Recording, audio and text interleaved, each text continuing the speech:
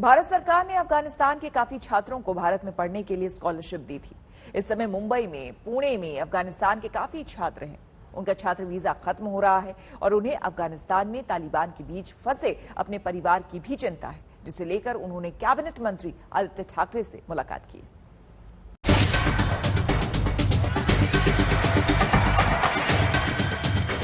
अफगानिस्तान में रातों रात हुए सत्ता परिवर्तन से एक पूरी पीढ़ी को अपने भविष्य के आगे अंधेरा नजर आ रहा है।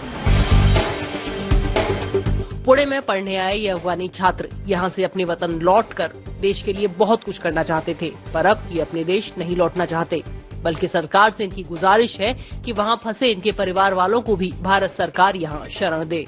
बेसिकली ये सबको ये पता भी चलना चाहिए कि वहाँ पे सिचुएशन एज यू नो ये न्यूज़ पे वगैरह सब पे तो सिचुएशन वेरी बैड है वहाँ पे। हम रियली वहाँ पे वो हमारा फैमिली वहाँ पे है, बहुत वरी है about the situation of that country.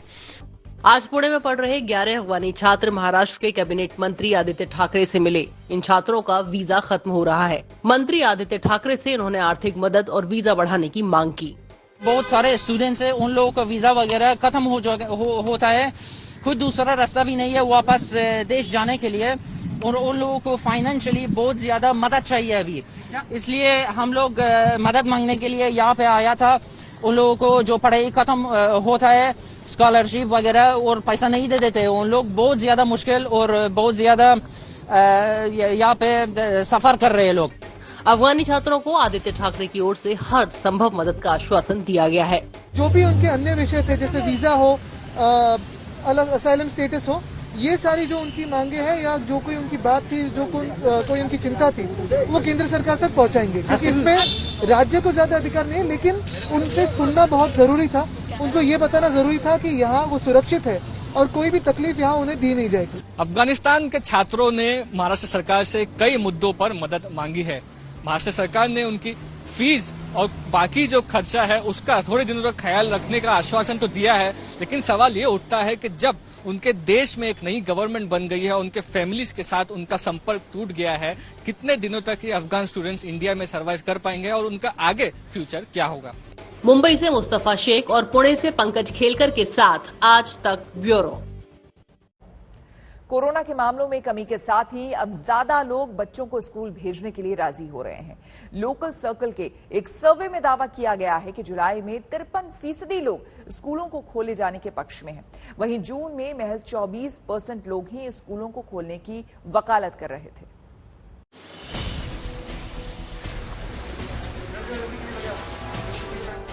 Uttar Pradesh में सोमवार को लंबे समय के बाद बच्चों के लिए स्कूल खोले गए।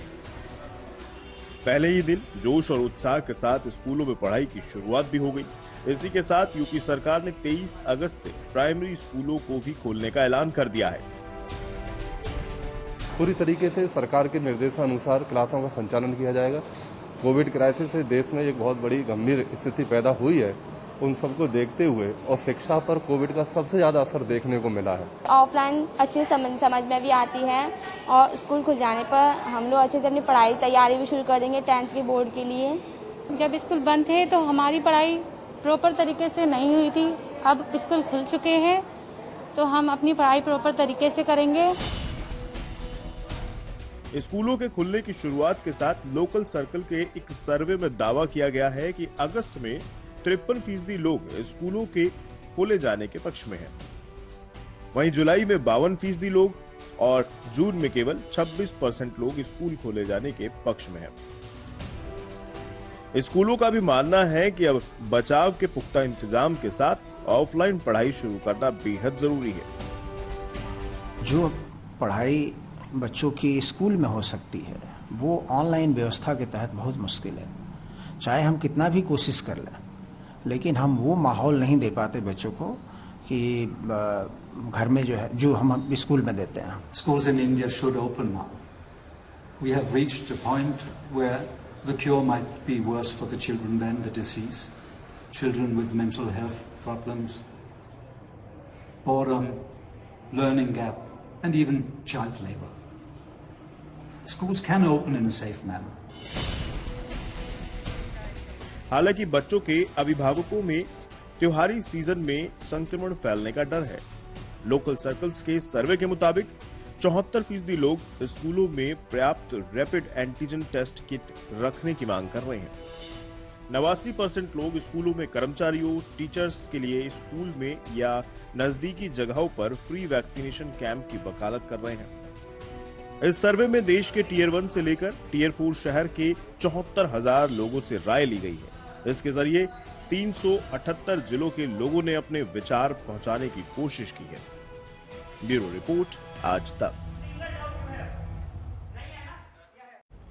साइबर फ्रॉड को रोकने में सबसे बड़ी अड़चन अलग अलग राज्यों में फैला साइबर ठगों का जाल है। इस मुश्किल को दूर करने के लिए ग्वालियर की साइबर सेल ने 14 राज्यों की साइबर सेल के साथ व्हाट्सएप ग्रुप बनाया है। इस पहल के बाद साइबर अपराध रोकने से लेकर साइबर अपराधियों को पकड़ने तक में मदद मिलने की उम्मीद है।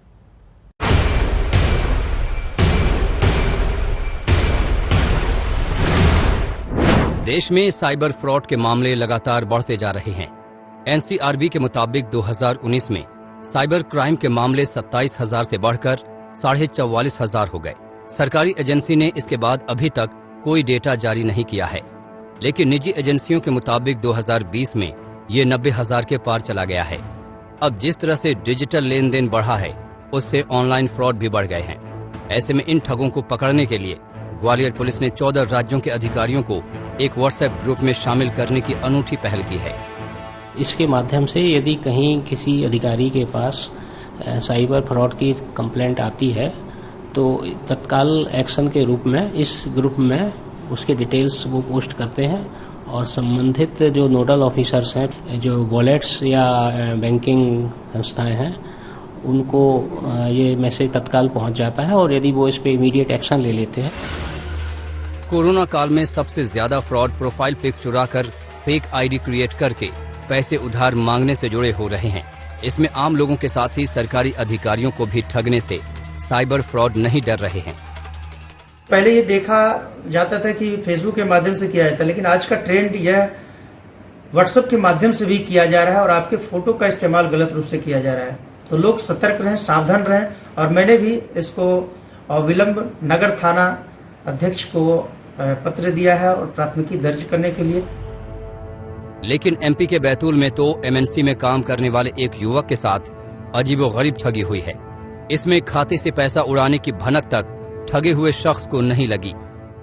सुबह 5 बजे के आसपास मेरे मोबाइल पे लगातार मैसेजेस आ रहे थे, तो मोबाइल की आवाज़ तेज़ थी तो लगातार बजे जा रहे थे, तो मुझे लगा हो सकता है किसी को बहुत कुछ अर्जेंट हो। तो उठ के देखा तो मोबाइल में बैंक से मेरे ट्रांजैक्शन के मैसेज आ रहे थे। सुबह 5 से 9 के बीच में ये 400-450 ट्रांजैक्शन करीब हुए हैं। यानी साइबर ठग नए नए पैंतरों का इस्तेमाल करके ठगी को अंजाम दे रहे हैं। साइबर एक्सपर्ट्स भी लोगों को लगातार सावधान रहने की सलाह देने के साथ इनसे बचने के तरीके भी बता रहे हैं।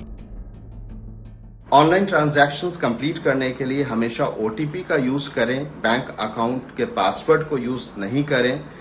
कभी भी पब्लिक कंप्यूटर या वाईफाई नेटवर्क को ऑनलाइन ट्रांजैक्शंस करने के लिए अवॉइड करें।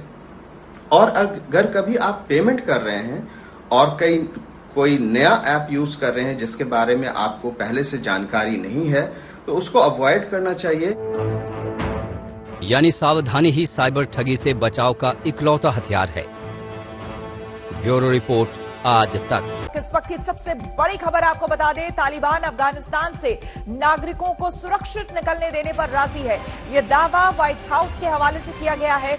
जो बाइडेन के सुरक्षा सलाहकार ने यह दावा किया है। अमेरिका के मुताबिक लगातार तालिबान से बात हो रही है और लोगों को निकालने का ऑपरेशन पटरी पर आ रहा है।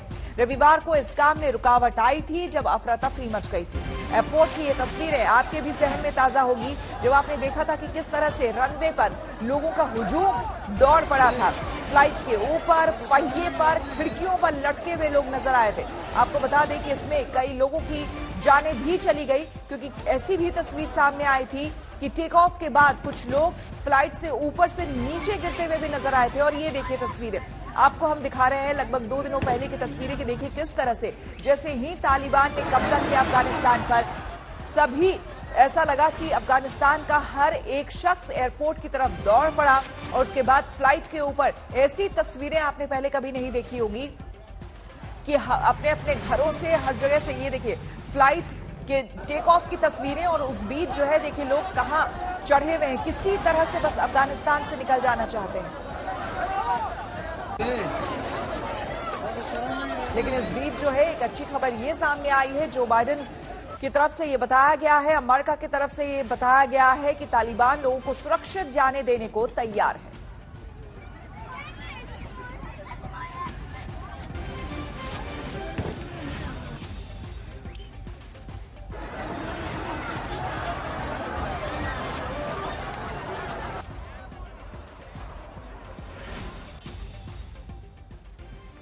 और अब देखिए, बिहार से बंगाल बाढ़ से बेहाल।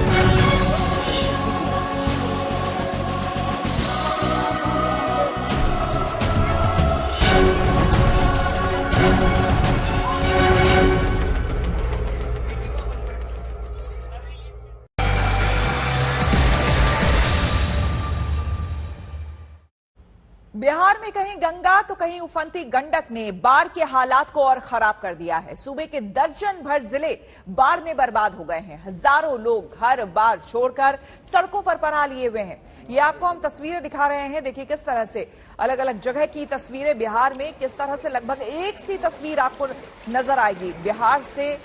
बिहार में बाढ़ से किस तरह से लोग बेहाल हैं, उसकी ये तस्वीर है। कुछ राहत शिविर में पानी के उतरने का इंतजार कर रहे हैं। सरकारी एजेंसियां राहत के काम में जुटी हुई है, लेकिन हजारों लोग अब भी राहत की आस में टकटकी लगाए हुए बैठे हुए हैं। घरों में, मकानों में, दुकानों में हर जगह पानी घुस गया है। बाढ़ का पानी, गंगा और उफनती गंडक ने लोगों का जीना यहां मुहाल कर दिया है। बमुश्किल यहां पर लोग किसी तरह से जी रहे हैं। निचले इलाकों से लोगों ने तो बहुत पहले ही पलायन कर दिया है, लेकिन उसके बावजूद लोग बेहाल हैं। यहाँ पर बिहार के कम से कम 12 जिलों में इस वक्त बाढ़ कहर बरपा रही है। सैकड़ों गांवों में हजारों की तादाद में लोग तबाही की मार झेल रहे हैं। राहत की फिलहाल कोई सूरत नजर नहीं आती। पटना के हाईवे तक 1 से 1.5 फुट पानी के बीच डूबे हुए हैं।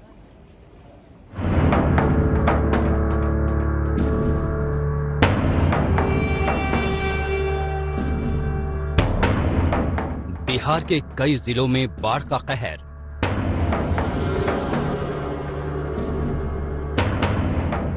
हजारों लोगों के आशियाने डूबे।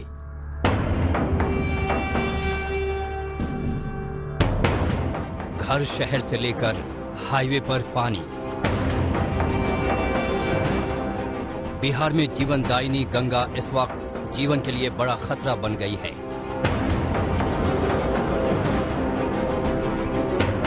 पटना समेत कई जिलों में गंगा कहर बरपा रही है।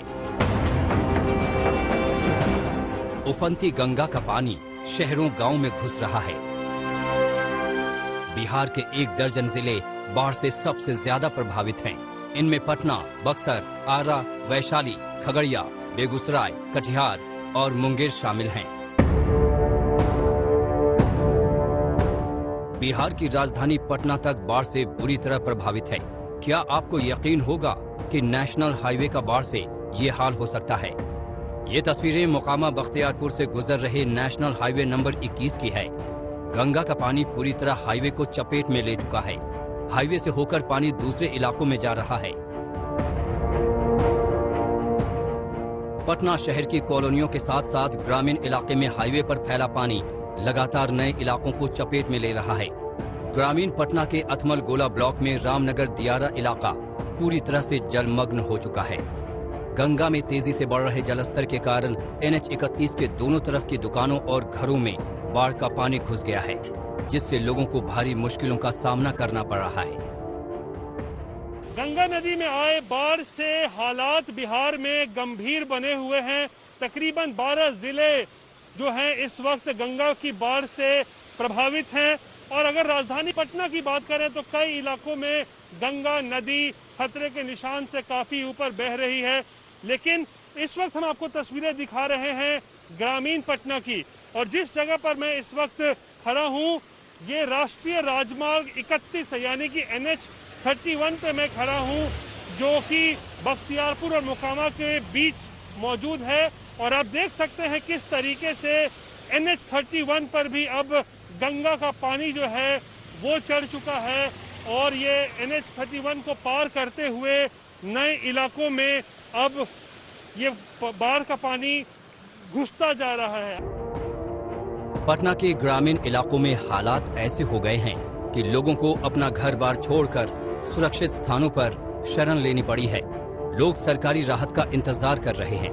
लोगों के मुताबिक 2 दिन से हालात ज्यादा खराब हैं, लेकिन जरूरत के मुताबिक सरकारी मदद नहीं मिल पाई है। आपको हम तस्वीरें दिखा रहे हैं कि जिस तरीके से गंगा नदी में बाढ़ आई है, पूरा का पूरा रामनगर दियारा जो है वो इस वक्त जलमग्न हो चुका है, और जो प्रभावित लोग हैं उन्हें पास के इस पुल पर जो है वो अपना ठिकाना बनाना पड़ा है। और आप देख सकते हैं किस तरीके से लोग यहाँ पर कुछ चिमकी या फिर प्लास्टिक डालकर जो है किसी तरीके से अपनी जिंदगी इस वक्त गुजार रहे हैं। क्या हालात क्या है रामनगर के? हालात अभी स्थिति खराब है, गंभीर चल रहा है। पानी का तो ज्यादा हो गया है, हम लोग के घर में पानी घुस गया, काफी घुस गया है, अनाज पानी भी सब दह गया।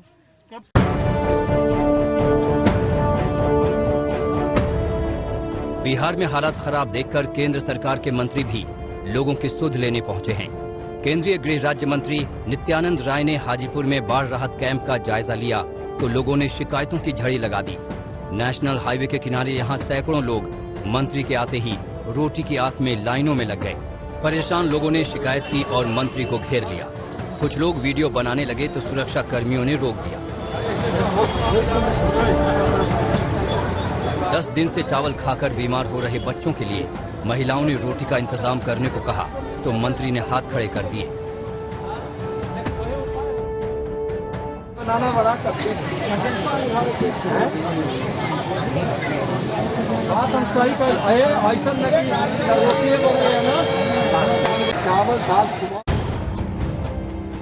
राघोपुर में आई बाढ़ की वजह से हजारों लोग अपने परिवार और बच्चों के साथ हाजीपुर में बने राहत कैंपों में रह रहे हैं।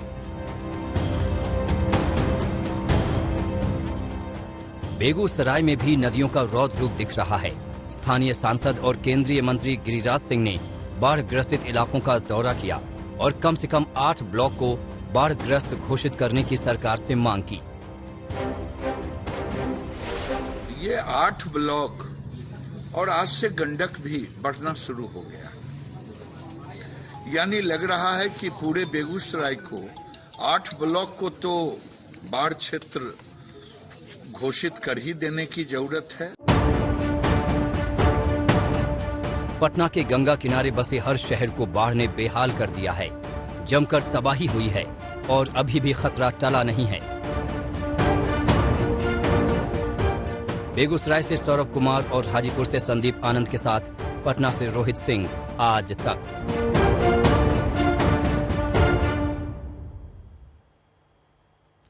बिहार के कुछ दूसरे जिलों में भी नदियां इस कदर उफन रही हैं कि लोगों की जिंदगी पटरी से उतर गई है। आधे डूबे घरों में लोग सरकारी मदद का इंतजार कर रहे हैं। एनडीआरएफ की लाख कोशिश के बाद भी हजारों लोग बाढ़ में फंसे हुए हैं।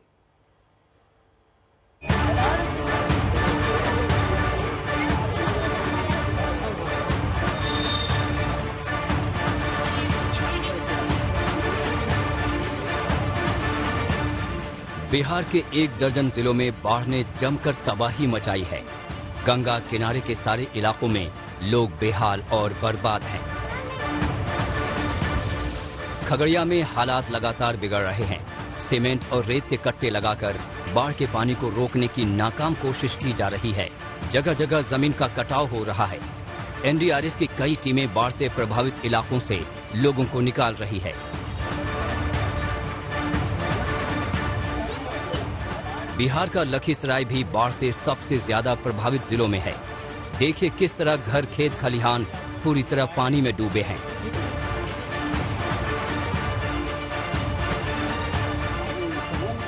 रोटी बनाने वाले चूल्हे तक पानी की चपेट में आ गए हैं। आधे डूबे घरों के ऊपर जोखिम लेकर लोग बैठे हैं। इस बीच लखीसराय में रेस्क्यू ऑपरेशन भी चल रहा है, लेकिन बाढ़ राहत एजेंसियां नहीं बल्कि खुद लोग एक दूसरे को बाढ़ से निकाल रहे हैं। कुछ इस तरह लकड़ी और ट्यूब से बनी नावों के जरिए लोगों को निकाला जा रहा है। एक तरफ से गंगा और दूसरी तरफ से हरुहर नदी के उफनते पानी ने लखीसराय को घेर लिया है। ताल इलाके में सबसे ज्यादा कहर बरपा है। यहाँ सैकड़ों एकड़ में लगी सब्जियां पूरी तरह तबाह हो गयी। जिला मुख्यालय से कई गांव का संपर्क पूरी तरह कट चुका है और ये गांव टापू में तब्दील हो चुके हैं। किसी आदमी के पास एक धुर जमीन नहीं है और इस सब का आवागमन का कोई साधन नहीं है। लोग घर से निकल नहीं सकते हैं और 90% घरों में पानी घुस गया है सबके घर में। और अभी तक कोई व्यवस्था सरकार की तरफ से उपलब्ध नहीं करवाई गई, न आवागमन का, न कोई राहत का, न पशु का। बाढ़ राहत शिविर ये सब कहीं इलाके में कुछ नहीं है। अभी तक कोई मुआयना करने नहीं आया है। कुछ नहीं, भूखल क्या करे छी? बाढ़ राहत शिविर वगैरह ये सब यहाँ नहीं लगा। कुछ नहीं, बाल बच्चा ऐसे कान रह भूखल पिया। बिहार विधानसभा के स्पीकर विजय कुमार सिन्हा ने भी इलाके का दौरा किया। कुछ दूसरे जिलों की तरह ही बाढ़ से बेहाल छपरा को भी सरकारी मदद का इंतजार है। यूपी बिहार को जोड़ने वाला नेशनल हाईवे नंबर 19 बाढ़ की चपेट में आ गया है। किसानों की फसलें तबाह हो चुकी हैं और आने जाने के लिए ट्यूब की नावों का ही सहारा है। घर से बाहर निकलने में परेशानी हो रही है हम लोग को और NH 90 पे आ गई है पानी और घर से कुछ भी राशन वगैरह लाने होने में भी दिक्कत हो रही है और बहुत हम लोग कठिनाइयों का सामना कर करके अल्लाह रहे हैं। बाढ़ आया हुआ है, पूरा जल जमाव है। देखिए दशा, गाड़ी भी बंद हो जा रही है। हाँ, गाड़ी भी बंद हो जा रही है। सारण जिले को यूपी के बलिया से जोड़ने वाले नेशनल हाईवे 19 पर 1 से 1.5 फुट पानी जमा है। मुंगेर में कम से कम 100 गांव के लोग बाढ़ की वजह से खुले आसमान के नीचे रातें गुजारने के लिए मजबूर हैं। घर बाढ़ में डूब गए हैं और ये लोग मुंगेर किला परिसर स्थित DM कार्यालय के सामने खाली मैदान में रह रहे हैं। रात के हम लोग का बहुत परेशानी है। मक्खर सांप बिच्छा है, रात में लाइट व्यवस्था नहीं है, कुछ नहीं है यहाँ पर। और पैसा माल जाल का हम लोग के खाने के लिए नहीं मिल रहा है। माल जाल भूखे सब 2 दिन से है, पहले भूसा दे रहा है, कुछ नहीं दे रहा है। खगड़िया में तो स्कूल से लेकर पंचायत भवन तक हर जगह सिर्फ पानी है। जिले में गंगा और गंडक दोनों नदियां उफान पर हैं। रहीमपुर उत्तरी, रहीमपुर मध्य और रहीमपुर दक्षिणी पंचायतों का हाल सबसे बुरा है। घर के सामान की हिफाजत के लिए लोग बाढ़ के पानी के बीच ही जिंदगी की जंग लड़ रहे हैं। और ये तस्वीरें पटना के करीब मनेर की हैं। मनेर और बिहटा में लगातार पानी का स्तर बढ़ रहा है। हालात लगातार बिगड़ रहे हैं। इन सब के बीच बिहार में NDRF ने अपने इंतजाम बढ़ाए हैं। बाढ़ से प्रभावित बिहार में NDRF की 9 बटालियन तैनात हैं। 500 जवान बाढ़ के राहत के काम में लगे हैं। 14 टीमें अभी फील्ड में हैं। जरूरत पड़ी तो झारखंड, यूपी से और जवान आएंगे। करीब करीब on an average her team में 30 से 35 लोग बीच में हैं जो हर टीम में काम कर रहे हैं। ये कहा जा सकता है कि लगभग 500 जवान। हाँ, ये आप कह सकते हैं कि लगभग हमारे 500 जवान फील्ड में तैनात हैं आज के। बाकी अलर्ट मोड पर। बाकी अलर्ट मोड पर है, जिसमें कि 2 टीम पटना में, बिहटा में हमारी है। इसके अलावा हमारी 9 NDRF की 4 टीमें जो हैं वो झारखंड में भी है। 2 रांची में, 1 देवघर में, 1 जमशेदपुर। बिहार में अगले कुछ और दिन आफत के हैं। ऐसे में लोगों को फौरी राहत के लिए बड़े पैमाने पर अभियान चलाने की जरूरत है। ब्यूरो रिपोर्ट, आज तक।